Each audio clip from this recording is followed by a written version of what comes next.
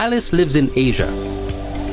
She's surfing the internet and an ad pops up about the electronic version of a book that she's wanted to buy for a long time but hasn't been able to find in local bookstores.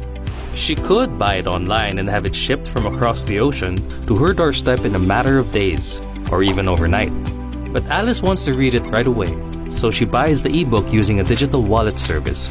With just a few touches, Alice is reading something that isn't even being sold where she lives.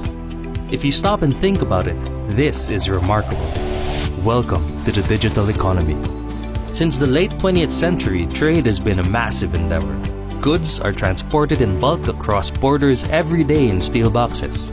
A lot of the work done in APEC is focused on this traditional kind of trade, reducing tariffs and other border barriers that restrict the flow of commodities and goods, which drives economic growth, raising employment and standards of living. But there are other developments that affect trade, such as new technology. The internet has started to carve a space for itself in the realm of global trade. APEC members are working together to facilitate the digital economy through economic policy. They're setting rules, protocols, standards, and procedures. But is the digital economy that different from the so-called traditional economy? If we compare buying a book from a brick-and-mortar store with the act of downloading an ebook, we see examples of how digital innovation has affected trade flows, particularly for trade in goods. Digital innovation spurs the creation of new kinds of services. What used to be traded in physical formats can now be downloaded. A simple website or an app can facilitate cross-border exchanges of goods, services, money, data, and even people.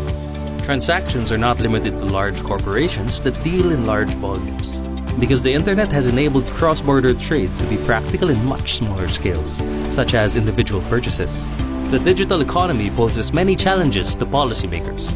They must deal with questions of jurisdiction, taxation, piracy, not to mention loss of privacy, or the potential disruption of certain industries because of automation or outsourcing.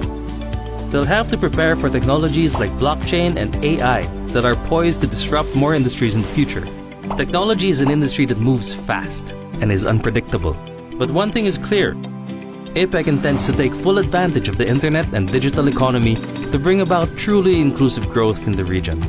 APEC is an ideal platform to facilitate cross-border cooperation among economies and consultation with technologists and business people around the globe to create a process of policymaking that is both business-friendly and responsive to the needs of consumers. Married with the right policies, digital technology can make broad-based growth, productivity, and innovation possible for businesses of all sizes and all sectors, and more importantly, raise the living standards of everyone. Learn more about us. Visit www.apec.org and follow us on social media.